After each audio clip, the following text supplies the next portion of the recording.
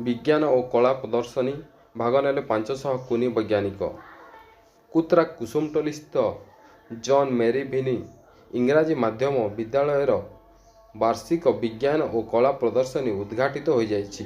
कार्यक्रम में 500 कुनी वैज्ञानिक निजर प्रतिभा प्रदर्शन करथिले।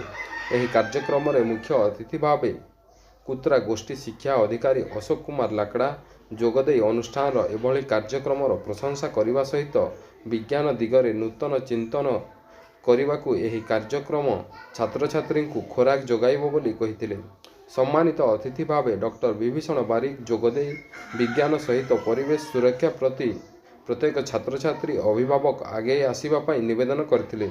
अनुष्ठान अध्यक्षा सिस्टर जीता मारिया एससी तत्वावधान में समस्त कार्यक्रम परिचालित होता बेले से स्वागत अभिभाषण प्रदान करथिले।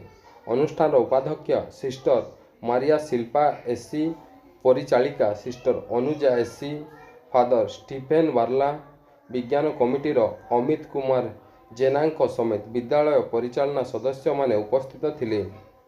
अविनाश कुमार सिंह अतिथि परिचय देइथिबा बेले वरिष्ठ विज्ञान अध्यापिका प्रतिमा साहू धन्यवाद अर्पण करथिले। अनुष्ठान छात्र प्रद्युष साहू और पलक साहू मंच परिचालना करथिले। समस्त शिक्षक शिक्षयित्री कर्मचारी कार्यक्रम परिचालन में सहयोग करथिले। छात्र छात्री द्वारा प्रस्तुत करा जाइथिबा स्वागत नृत्य समस्त मन मोहिथिला। सुंदरगढ़ कुत्रारू राजेश साहू रिपोर्ट, संवाद एक्सप्रेस।